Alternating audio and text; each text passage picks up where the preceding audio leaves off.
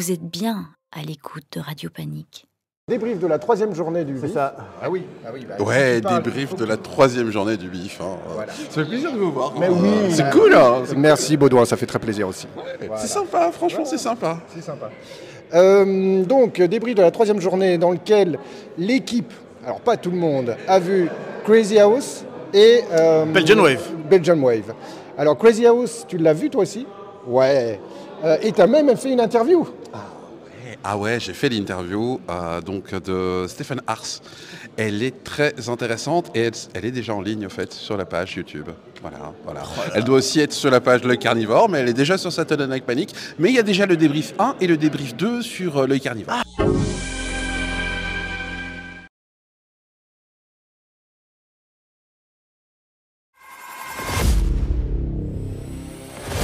Here we go!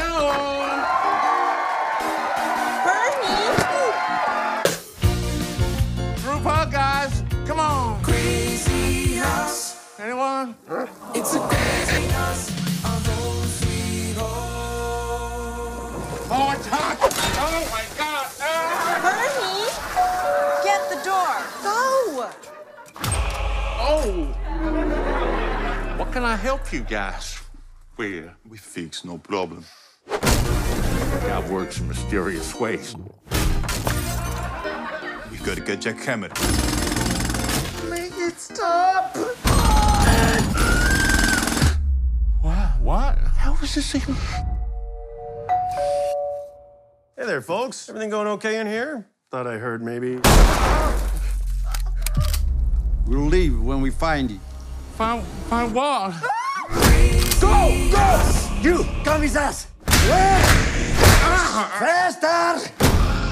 We're never gonna make it out of here alive. Help us! Bernie Christian. Jesus Christ. Why is all this happening? I'm sorry. I should have been there for you. I'll do my best, though. That's all a man can do.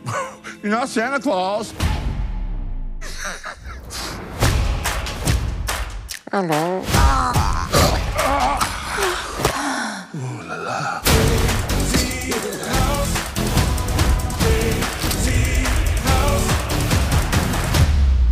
Get out of my house!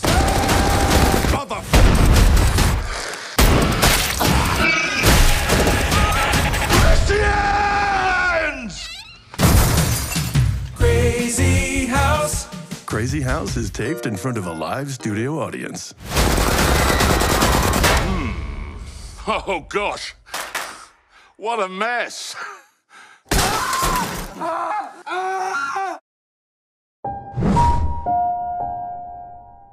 Ah, voilà pourquoi t'as pas été voir Belgian Wave en fait. C'est le montage que tu faisais? C'est ça, ok. Exactement. Oh là, mais quelle Exactement. bête quoi. Et donc Crazy House, franchement, moi très très bonne surprise. Je m'attendais quand même à quelque chose de qualité parce qu'il y a Nick Frost dedans, il y a Alicia Silverstone aussi dedans. Les deux jouent admirablement bien.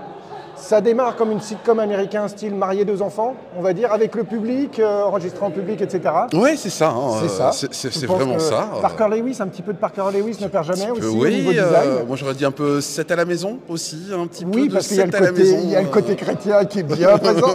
Voilà, surtout ça. Et puis ça dérape, et ça dérape, mais alors... Ça part doucement. Ça dérape pas, mais ça va en progression, je trouve. Ouais. Et alors, ce que m'a dit Corentin, qui a aussi vu le film, c'est en fait, la salle n'arrivait pas à faire de blagues. Et tu sais pourquoi? Oui, effectivement. Parce que, en fait, il les faisait avant dans le film. Et donc, c'était difficile de faire des blagues supplémentaires par rapport aux blagues qui étaient faites à l'intérieur du film. Donc voilà, de ce côté-là, c'était assez, pas frustrant pour les habitués du BIF, mais c'est vrai qu'il n'y a pas... Au début, il y a eu quelques relances, et après, c'était compliqué à faire, quoi. Voilà. En tout cas, très bon film. Si vous avez l'occasion de le voir, regardez-le, je le recommande. Alors, c'est que le 3e jour, mais je le mets dans mon coup de cœur. C'est le premier film que j'ai vu, et par rapport à The Belgian Wave, dont on va discuter juste après... que j'ai vu aussi. Voilà. Alors, j'ai vu que tu donnais des notes. Moi, j'aime pas trop les notes, j'avoue. Voilà. Mais je vais me plier à l'exercice. Et je dirais que pour un film du BIF, Alors, soyons bien clairs, film du bif a une signification particulière. Je mettrais bien un 8 sur 10. Mais, c'est... excuse-moi, je t'ai interrompu. Non, vas-y. Allez. Sans note, tu mettrais entre genre, tu sais, comme à l'école, satisfaisant, peut mieux faire, excellent. Tu mettrais un quoi? Alors, très bien, non, bien. Mais ça revient à des notes. Non, franchement, en fait, moi je trouve que la proposition, en fait, si tu mets pas de notes, t'expliques pourquoi tu as aimé le film. Justifier. Et la proposition, elle marche. Il va jusqu'au bout de se foutre de la gueule et du rentre-dedans des Américains, des chrétiens, de la famille, parce que tout se fait au nom de la famille, et c'est vraiment quelque chose. Il va jusqu'au bout. Et pour ça, rien que pour ça, c'est chouette. Après, il y a une petite longueur au milieu. Du milieu, et à un moment, machin, mais... Puis à la fin... Et certains disent qu'il y a plusieurs fins. Moi, je trouve que franchement, je me suis bien marré. J'ai passé un très bon moment, et c'est ce qu'on demande à un film du bif, clairement. Mais oui, c'est un bon film de bif, en fait.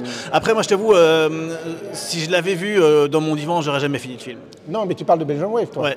Ah non, moi, je parle de Crazy House.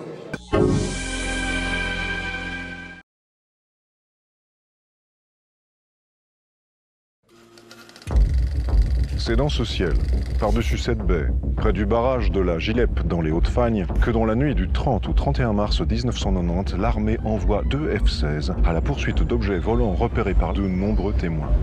Le phénomène donnera lieu à des rapports écrits qui mentionnent des prouesses techniques défiant toutes les notions fondamentales de physique connues.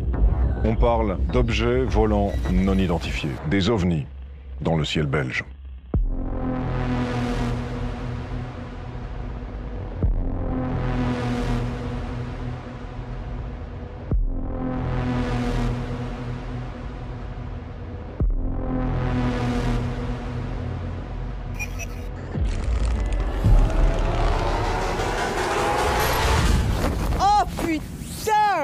T'as trouvé ça où?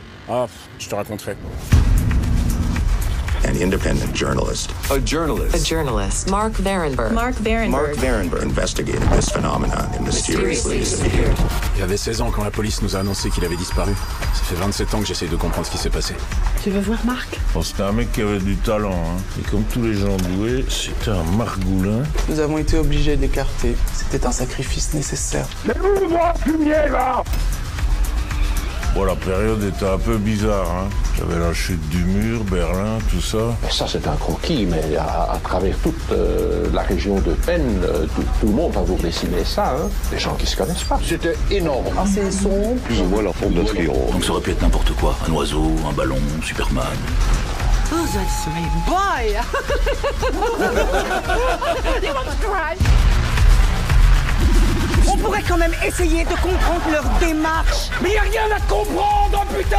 Même la nuit, je sens comme si introduisait leur doigt dans ma tête. Where are you now, Mark? Where are you now? Est-ce que vous voyez quelque chose autour, là? Ah, allô? Non, vous essayez de me le faire dire, je devine que c'est ça. Je ne parviens pas à le percevoir encore.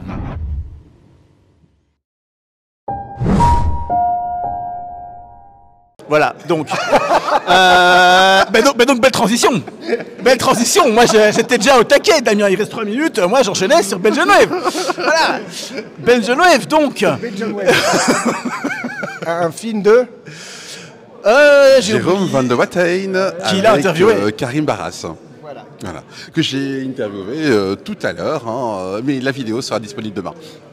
Comment ça demain? Mais je veux que tu travailles maintenant, c'est nuit, à minuit, là, au milieu de la nuit. Et tout. Oui, sur la page YouTube, mais elle est déjà disponible sur les carnivores. Oh là là, la machine de guerre. Elle est déjà disponible. Vous n'avez pas d'excuse pour ne pas regarder l'interview du réalisateur de The Belgian Wave. Alors, le The Belgian Wave, au final, t'en as pensé quoi? Alors, Belgian Wave, bon, déjà, il a des points gratuits parce qu'en fait, c'est du belge.